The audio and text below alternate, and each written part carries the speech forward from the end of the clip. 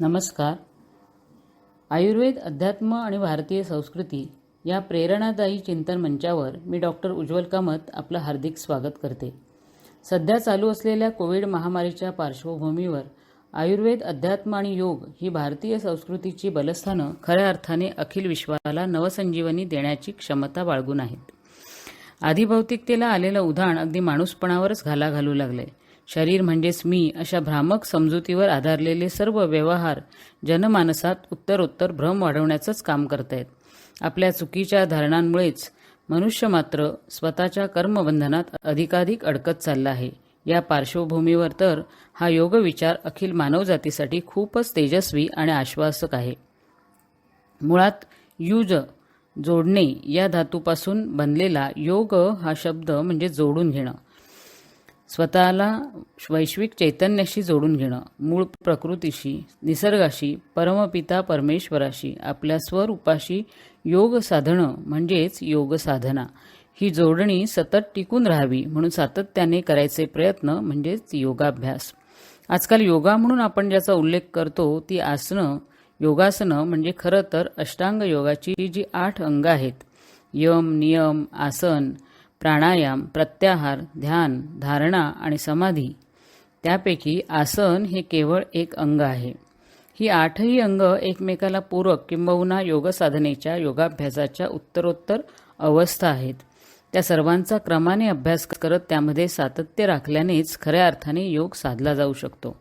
आज केवळ काही आसनं आणि प्राणायाम इत्यादी पुरताच विचारात घेतला जाणारा हा व्यापक योगविचार, त्यामागील मूलभूत तत्त्वज्ञान जास्तीत जास्त लोकांपर्यंत पोहोचवणं हे आजच्या या आंतरराष्ट्रीय योग दिनी आपलं परमकर्तव्य आहे. एक भारतीय म्हणून या शास्त्राचा सांगोपांग अभ्यास, त्यातील संकल्पना समजून घेऊन आचरणात आणून प्रत्यक्ष अनुभव घेऊ, तेव्हाच आपल्या संस्कृतीनं जगाला दिलेल्या या देणगीची आणि आपल्याच तेजस्वी वारशाची मौलिकता आपल्याला खऱ्या अर्थाने जाणवेल. केवळ काय खायचं, प्यायचं आणि कोणती आसनं करायची याच्या पलीकडे जाऊन आपले आचार, विचार, समाजातील वर्तणूक या सर्वांचा लेखाजोखा घेऊन त्याला व्यापक विश्वात्मक स्वरूप देण्याचा हा अभ्यास म्हणजे अक्षरशः आत्मोद्धाराचं व्रत आहे. या सखोल योगविचारात आपल्या धावणाऱ्या मन, इंद्रियांना समजून घेऊन संयमपूर्वक त्यांना आवर घालून योग्य मार्गावर वळवणं आणि आपल्या जीवन नौकेचं सुकाणू, त्याचा ताबा आपल्या हातात घेऊन आपलं भविष्य स्वतःच्या हाताने घडवण्याचं तेजस्वी आव्हान आहे. हे आव्हान काहीतरी करण्यासाठी उत्सुक असणाऱ्या तरुण हातांनी नक्कीच स्वीकारायला हवं, पेलून दाखवायला हवं. त्यातूनच एखादं दमदार नेतृत्व उद्या समस्त विश्वाला विकासाची योग्य दिशा देऊ शकेल असा मनोमन विश्वास वाटतो. हा मूलभूत योगविचार, त्यामागील व्यापक तत्त्वज्ञान समोर असलं, आपण जाणून घेतलं तर चालू असलेला आपला योगाभ्यास अधिक समजून उमजून उत्साहात होईल आणि अशा सजग योगसाधनेचे परिणामही उत्तमोत्तम असतील, जे वैयक्तिक स्वास्थ्याबरोबरच सामाजिक स्वास्थ्य प्रस्थापित करण्याच्या कामीही नक्कीच सहाय्यभूत होतील. आधुनिक युगात मानवाने विज्ञानाच्या सहाय्याने अगदी आश्चर्यकारक प्रगती केली. तंत्रज्ञानाच्या सहाय्याने नित्य नवीन मार्ग चोखाळून आरोग्य क्षेत्रातही बरीच मोठी मजल मारली. पण मनुष्य जन्माचा विचार करता केव्हाही केवळ संख्यात्मक विकास नाही, तर आयुष्याची गुणवत्ता सुधारण्याला आद्यक्रम देणं उचित ठरतं. केवळ आयुर्मान वाढून आधुनिक जीवनशैलीच्या परिणामस्वरूप विविध आजारांमुळे विकलांग जगणं नशिबी येणं हे जास्त दुस्सह आहे. म्हणूनच नेहमीच शरीराच्या आरोग्याबरोबरच मनाची प्रसन्नता टिकून राहील अशा स्वास्थ्याचं रक्षण हेच आपलं साध्य असायला हवं. निदान त्यासाठी प्रामाणिक प्रयत्न तरी करायलाच हवेत असं आवर्जून वाटतं. आणि म्हणूनच आरोग्याबरोबरच स्वास्थ्य प्रदान करणारा भारतीय संस्कृतीने दिलेला हा योगविचार प्रत्येकानं आत्मसात करणं ही काळाची गरज आहे. आपल्याला लाभलेल्या अनमोल मानवी देहातच केवळ स्वतःच्याच नव्हे तर अखिल मानवजातीच्या कल्याणाचा खजिना आहे आणि तो शोधून काढण्याचं बौद्धिक सामर्थ्यही जगन्नियंत्याने आपल्याला प्रत्येकाला देऊन ठेवलेलं आहे. पण कोविडने केलेल्या या अतिशय दयनीय अशा सद्यस्थितीवरून वाटतं की खरोखरच आपल्याला ना त्या खजिन्याची जाणीव ना आपल्या सामर्थ्याची. म्हणूनच आपल्या जाणीवा जागवण्याचा हा छोटासा पण तळमळीचा प्रयत्न, इंद्रियांची कार्यक्षमता, जाणीवा विकसित करणं, शरीर मनाला सामर्थ्यवान बनवून आपल्यातील अनंत शक्तीचं भांडार खुलं करून देणारी चावी म्हणजे योग साधना. आजकाल योगा म्हणतो त्या क्लासेसमध्येही बहुतांश आसन आणि प्राणायाम, फार फार तर शारीरिक शुद्धिक्रिया यावरच जास्त भर असतो. तत्पूर्वीचे यम, नियम आणि तदनंतरचा प्रत्याहार हे खरं तर या सर्वांना पायाभूत असे विषय दुर्लक्षित राहिल्यामुळे योगाभ्यास म्हणजे केवळ शारीरिक कसरत होऊन राहण्याचा मोठा धोका निर्माण होऊ पाहतोय ही गंभीर बाब आहे. निसंशय योगाभ्यासात शरीरशुद्धी हा भाग आद्य महत्त्वाचा आहे. पण हे महान शास्त्र आणि त्याची उपयोगिता एवढ्यावरच सीमित होऊ लागली तर आपण सर्वजण त्यातील उच्च अशा आध्यात्मिक शिकवणीला कायमचे पारखे होण्याचा धोका स्पष्टपणे जाणवतोय. हे असं होणं म्हणजे स्वतःपासूनच दूर जाणं आहे आणि ते कोणालाच कदापि श्रेयस्कर नाही. अष्टांग योगापैकी पहिलं अंग यम, त्या अंतर्गत अहिंसा, सत्य, अस्तेय, ब्रह्मचर्य आणि अपरिग्रह अशी 5 तत्व आहेत. तर नियम या अंतर्गत शौच, संतोष, तप, स्वाध्याय आणि ईश्वर प्रणिधान ही 5 तत्व अशी सर्व या साधनेसाठी पायाभूत असणारी तत्व नीट अभ्यासून आचरणात आणणं हाच खरं तर आज जगात सर्वत्र पसरलेल्या भयंकर अशांती आणि असंतोषावरील एकमात्र उपाय आहे. यासाठीच ही सर्व तत्व नीट समजून घेणं अत्यावश्यक आहे. याविषयी सविस्तर चर्चा पुढे कधीतरी होईलच. तूर्तास त्याचं महत्त्व लक्षात घेतलं तरी पुरेसं आहे. मन स्थिर करण्याचा अभ्यास होण्यासाठी सर्वप्रथम मनाची आणि शरीराची शुद्धी असणं अत्यंत आवश्यक ठरतं. ती शुद्धी यम आणि नियमांच्या पालनातूनच होते. त्यानंतरच आसन हे अंग. आसन म्हणजेच किमान काही काळ तरी कुठच्या तरी एका स्थितीत स्थिरपणे बसता येणं. ही गोष्ट पुढील योगाभ्यासासाठी आवश्यक ठरते. शरीर मन शक्तिशाली आणि सुदृढ बनवण्यासाठी आवश्यक असणाऱ्या अष्टांग योगातील आसन या अंगाचे पुन्हा ध्यानात्मक आणि व्यायामात्मक असे 2 प्रकार स्थूलमानाने करता येतात. ध्यानात्मक आसनात केवळ शरीराला स्थिरता आली, सुखाने बसता आलं तरी पुरे होतं. तर व्यायामात्मक प्रकारात नियमितपणे केल्या जाणाऱ्या साध्या सोप्या शारीरिक हालचालींनी, व्यायामात्मक योगासनांनी रक्ताभिसरणातील अडथळे दूर होऊन संपूर्ण शरीरात सर्वदूर व्यवस्थित रक्तपुरवठा होऊन त्याद्वारा मानसिक प्रसन्नता आणि स्वास्थ्याचा लाभ करून घेतला जातो. शारीरिक पात्रता येऊन आसन जय साध्य झाल्यावर इंद्रिय संयमासाठी प्रयत्न करायचे असतात. त्यासाठी इंद्रिय शुद्धीसाठी शरीरात ये जा करणाऱ्या चंचल वायूवर नियंत्रण मिळवणं आवश्यक ठरतं. इथवर शरीर मनाची अंतर्बाह्य शुद्धी होऊन शरीराला हलकेपणा आलेला असतो आणि मनही पुढील विषयाचं ग्रहण करण्यास समर्थ झालेलं असतं. शरीर मन बुद्धीच्या ठिकाणचं जडत्व कमी होतं तेव्हाच प्राणशक्तीचं म्हणजेच शरीरस्थ ऊर्जेचं नियमन करण्याच्या गोष्टी सुरू होऊ शकतात. दैनंदिन जीवन व्यवहारात खर्च झालेली आपली प्राणशक्ती भरून काढून त्यापुढे आपल्यातील आध्यात्मिक सामर्थ्य विकसित करण्यासाठीच यम, नियम, आसन यानंतर प्राणायामाची योजना आहे. प्राणायामाचा प्राथमिक फायदा म्हणजे चित्ताला स्थिरता येते, मन प्रसन्न होतं, बुद्धी स्थिर होऊन साधना एकाग्रतेने होते, सर्व प्रकारच्या लौकिक सिद्धी प्राप्त होतात, आपल्या कामात कुशलता येते. याशिवाय महत्त्वाचा फायदा म्हणजे नित्यनेमाने प्राणायाम केल्यास साधकाला आयुर्लाभ होतो, म्हणजेच माणूस दीर्घायुष्य होतो. आता हे कसं शक्य आहे असं वाटू शकतं. त्या शंकेचं निरसन करण्यासाठी आधी प्राणायाम संकल्पना नीट समजून घ्यावी लागेल. नाकावाटे हवा आत घेणं, ती फुफ्फुसात जाऊन पुढे त्यातील शुद्ध हवा अर्थात ऑक्सिजन शरीरात वापरला जाणं आणि शरीरातील अशुद्ध हवा म्हणजेच कार्बन डायऑक्साईड पुन्हा शरीराबाहेर टाकणं, एवढं चक्र पूर्ण झालं म्हणजे श्वासोच्छवासाचे एक आवर्तन झाले असं म्हणतात. जन्मापासून मृत्यूपर्यंत असं प्राणाचं आवागमन सतत चालू असतं. या एकेका आवर्तनाची लांबी वाढवणं म्हणजेच प्राणाचा आयाम प्रयत्नपूर्वक वाढवणं, तोच प्राणायाम. सामान्य शब्दात सांगायचं तर दीर्घ श्वसन. सद्यस्थितीत कोविडच्या पार्श्वभूमीवर ठळकपणे जाणवणारा प्राणायामाचा किंवा दीर्घ श्वसनाचा महत्त्वाचा फायदा म्हणजे फुफ्फुसातील अगदी आतील वायुकोशांपर्यंत प्राणवायू पोहोचल्याने तेथील संचित मल बाहेर काढला जातो आणि प्राणवायू मिळाल्यामुळे रक्ताभिसरण सुधारून सर्वांगात उत्साह, पचनशक्ती सुधारून आरोग्याची प्राप्ती होते. सामान्य परिस्थितीत काय होत असतं तर शरीरात सतत ये जा करणाऱ्या चंचल वायूमुळे मनाला चंचलता येत असते. मनात उर्मी दाटून आल्या, चलबिचल झाली की श्वासगती कमी जास्त होते. म्हणूनच आपल्या सामान्य श्वासगतीची ओळख करून घेऊन ती प्रयत्नपूर्वक नियंत्रित करून चित्त शांत राखण्याची युक्ती म्हणून प्राणायामाविषयी आपण जाणून घेऊन ती अवगत करणं अत्यावश्यक आहे. प्राणायामाद्वारा मनाची एकाग्रता वाढून आत्मोन्नतीचा मार्ग मोकळा होतो आणि चित्ताला स्थिरता, दृढता प्राप्त होत जाते. हळूहळू मनातील अविद्येचा नाश होऊन जाणीवा जागा होऊ लागतात. अंतस्थ ज्ञानाची ज्योती प्रकट होऊन मनातील शंका कुशंका दूर होतात. उत्तरोत्तर इतरांनाही प्रकाश देण्याचं सामर्थ्य प्राप्त होतं. हे झाले प्राणायामाचे शारीरिक, मानसिक आणि आध्यात्मिक फायदे. पण त्याहून महत्त्वपूर्ण गोष्ट किंवा या प्राणायाम संकल्पनेमागील खरी मेख वेगळीच आहे. ती थोडक्यात समजून घेऊया. आपल्याला हे आयुष्य बहाल करताना निर्मात्यानं वर्ष, महिने नव्हे तर श्वाससंख्या मोजून दिलेली असते.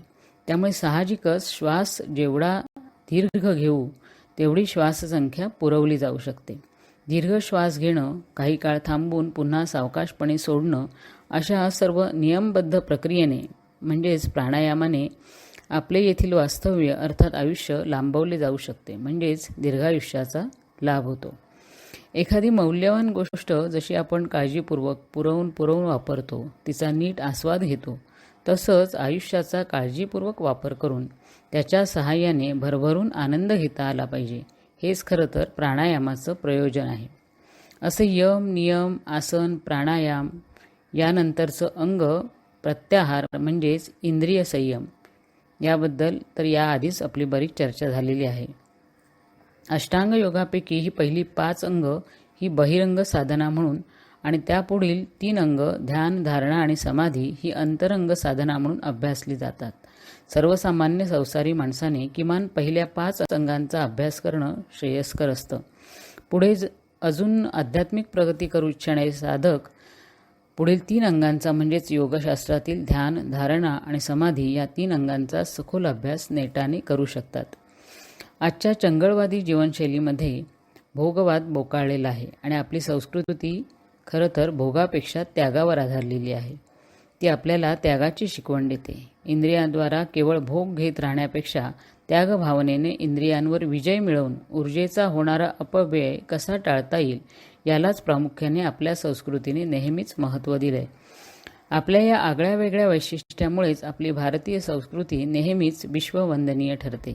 इथला एक एक विचार वाचता किंवा लक्षात घेता क्षणीच तनमनाला जागवतो. म्हणूनच आपल्या आतलं माणूसपण जागवणारा, पेटून उठवणारा या इथला एक एक विचार स्वतः आत्मसात करून तो सर्व दूर पोचवणं ही एक भारतीय म्हणून आपली प्रत्येकाची जबाबदारी आहे.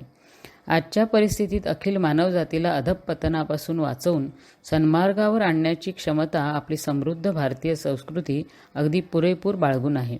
त्या समृद्ध परंपरेचा पाईक म्हणून घेण्याची पात्रता येण्यासाठी भोगवादाला चटावलेल्या आपल्या शरीर मनाने त्यागवृत्ती अंगी बनवण्याची तसेच आचरणशुद्धीला आद्य महत्त्व देण्याची नितांत आवश्यकता आहे. अष्टांग योगापैकी पहिले यम नियम म्हणजेच योगशास्त्रातील आचारशुद्धी किंवा आचरणशुद्धी याच गोष्टी आयुर्वेदात सद्वृत्त म्हणून तर भारतीय संस्कृतीमध्ये ब्रह्मचर्य या विषयांतर्गत सदाचरण म्हणून आत्मसात करायला सांगितलेल्या आहेत. आयुर्वेद, अध्यात्म, योगशास्त्र किंवा भारतीय संस्कृती या समांतर जाणाऱ्या गोष्टी. त्यांची प्रतिपादनाची क्षेत्र निरनिराळी असली तरी सर्वांचं अधिष्ठान एकच म्हणजे सत, आत्मा, योगेश्वर किंवा साक्षात ब्रह्म, नाव कोणतंही द्या. या एकमेव चैतन्य स्वरूप अढळ अधिष्ठानावर ठामपणे उभी असणारी शास्त्र सदैव शाश्वत अधिष्ठानाचं सामर्थ्य आणि महत्त्वच प्रतिपादन करत आलेत. एवढ्या चिंतनावर हे लक्षात नक्कीच येतं की योगाभ्यास नीट होण्यासाठी आणि त्याच्या सहाय्याने एक यशस्वी आयुष्य जगावंसं वाटत असेल तर सर्वप्रथम आचरणशुद्धीला पर्याय नाही. किंबहुना हाच आद्य महत्त्वाचा विषय आहे. आचरणशुद्धी न करता केवळ शरीरशुद्धी क्रिया आणि आसनांच्या कसरती करून योगसाधना पूर्णपणे फलीभूत होऊ शकत नाही, ही वस्तुस्थिती आहे. आजच्या भोगवादी जीवनशैलीच्या पार्श्वभूमीवर हा विचार लक्षात घेणं अत्यावश्यक आहे. किंबहुना यम नियम आसन अशा पायऱ्या बरोबरीनेच चढत जाऊ, सर्वच गोष्टी समजून घेऊन आचरणात आणू तर जीवनात अगदी अंतर्बाह्य परिवर्तन घडून त्याचे अतिशय कसदार परिणाम मिळू शकतील हे नक्की. तर असा हा योगाभ्यास सकाळी फक्त काही मिनटं किंवा तासभर करून भागेल का? तर नाही. अभ्यास म्हटला की त्यात सातत्य तर हवंच, त्याहीपेक्षा ध्यास हवा, इतका की तो अगदी सदा सर्वदा घडावा. सकाळी नित्यनेमाने आसनं प्राणायामाचा अभ्यास करून प्रज्वलित झालेल्या योगाग्नीने शरीर असंच तापलेलं ठेवायचं असेल, तपश्चर्या चालू ठेवायची असेल तर इथवर अभ्यासलेलं मूलभूत तत्त्वज्ञान दैनंदिन व्यवहारात उतरलं पाहिजे. प्रत्येक काम, कृती, चालणं, बोलणं, उठणं, बसणं, बाह्यता कृती कोणतीही असो, आतून आपण सतत आपल्या स्वरूपाशी, अंतरात्म्याशी, परमेश्वराशी जोडलेलं असलो की तीच झाली योगसाधना. सतत अखंड अनुसंधान, अखंड सावधान, शब्द कोणतेही असोत, अगदी ज्ञानेश्वर माऊली, समर्थ रामदास स्वामींपासून गोंदवलेकर महाराजांपर्यंत साऱ्यांनीच हा विशाल योग विचारच आपल्याला आचरण्यासाठी दिलेला आहे. आजच्या धावपळीच्या धकाधकीच्या व्यस्त जीवनात हे सर्व तत्त्वज्ञान, या सर्वाचं महत्त्व पटवून ते अंमलात आणणं फार कसरतीचं होतं. अशावेळी आजच्या कर्मप्रधान युगात विनोबाजींनी गीता प्रवचनांमध्ये मांडलेला व्यापक योग विचार व्यवहार्य आणि संयुक्तिक वाटतो. निष्काम करण्याची युक्ती या अर्थाने हा गीतेतील विचार म्हणजे आपल्या प्रत्येक कृतीचं पर्यायानं आपल्या जीवनाचं सोनं करणारा परिसच असं म्हटलं तरी वावगं ठरणार नाही. आपल्या वाट्याला आलेलं प्रत्येक काम अगदी चोखपणे पार पाडायचं. बाह्यता, देश, काल, परिस्थिती सर्वांचं भान ठेवून कोणत्याही बाबतीत अगदी विचारपूर्वक निर्णय घेणं हे आपण नक्कीच करू शकतो. जसं सध्याच्या काळात आपल्या देशात तयार होणाऱ्या वस्तू एखाद्या वेळी थोड्या महाग वाटल्या तरी खरेदी करणं हे आपलं कर्तव्य ठरू शकतं आणि आपण तसं केल्यास ती देशाप्रती आणि आपल्या देशबांधवांप्रती कृतज्ञताच ठरेल आणि अशी कृती म्हणजेच योगाभ्यास. आजपर्यंत इथवर येताना आपले आईवडील, मित्रमंडळी, नातेवाईक, शेजारी, आजूबाजूचा समाज ज्या ज्या कोणाची मदत झाली त्या सर्वांप्रती कृतज्ञता किंवा काहीतरी करण्याची जाणीव आपल्याला नेहमीच समृद्ध करत असते. त्यांच्याप्रती असणारी आपली कर्तव्य आपण नेहमीच चोखपणे बजावली पाहिजेत. मनुष्य जन्म मिळाल्यावर आत्मज्ञान प्राप्त करणं, स्वतःला समजून घेणं हेच आपलं परमोच्च कर्तव्य असतं आणि या कामी आपल्याला सहाय्यभूत ठरणारी गोष्ट म्हणजे विहित कर्माचं चोख पालन, अर्थात आपल्या वाट्याचं काम, आपली कर्तव्य चोखपणे पार पाडणं.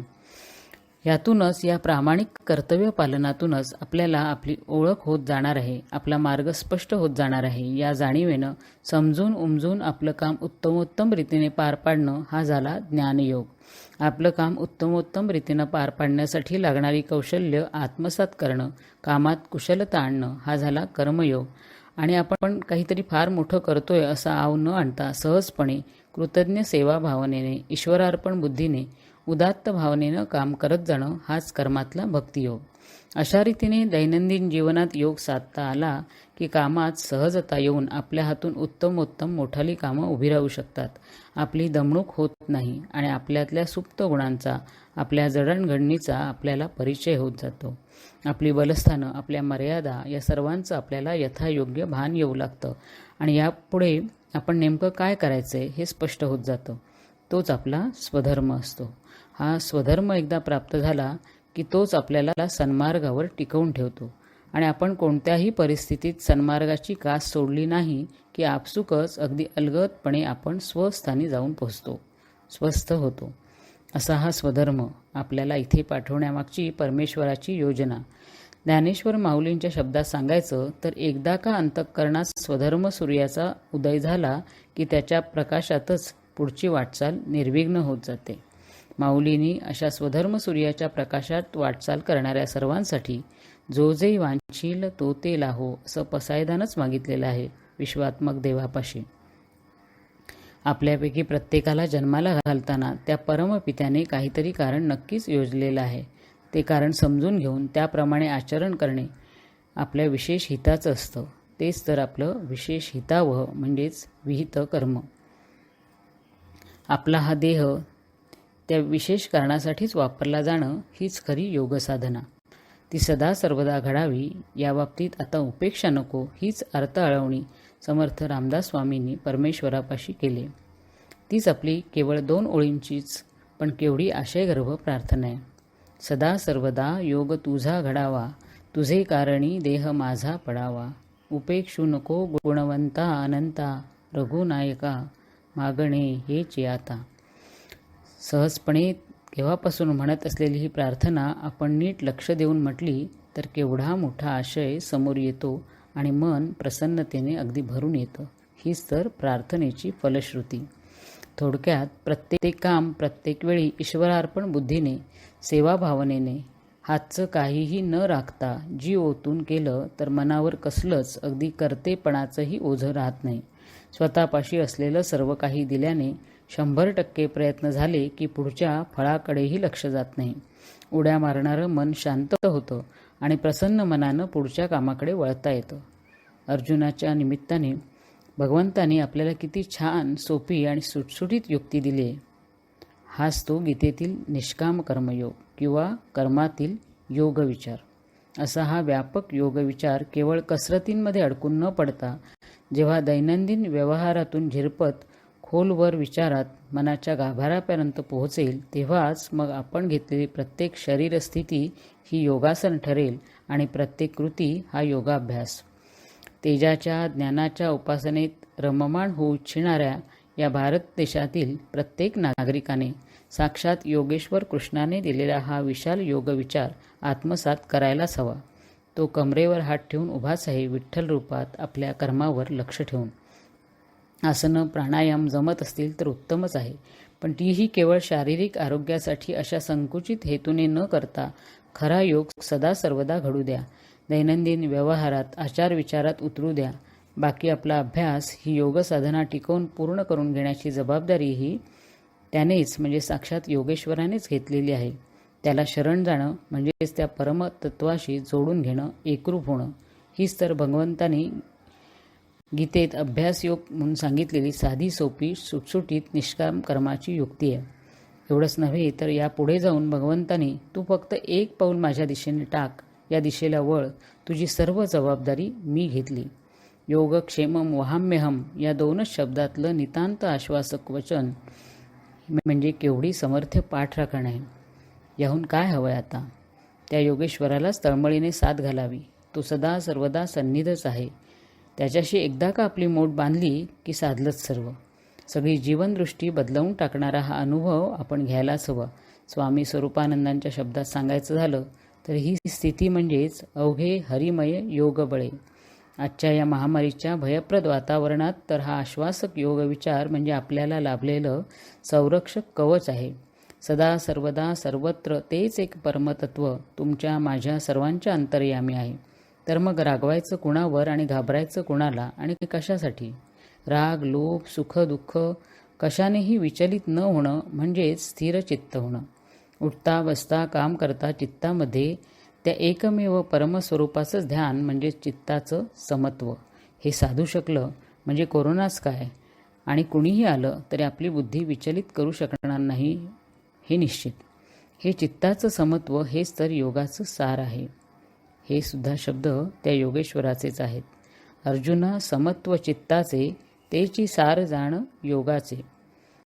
योग दिनाच्या निमित्ताने योगाचं हे विशाल व्यापक स्वरूप, त्यातला सारभूत अंश, आपल्या संस्कृतीने दिलेला अनमोल ठेवा आपल्यापर्यंत पोचवण्याची संधी मिळाली, संवाद साधता आला, हेच परमभाग्य आहे. या शुभ दिनाच्या निमित्तानं आपणा सर्वांना मनःपूर्वक शुभेच्छा देऊन या इथेच थांबते. धन्यवाद.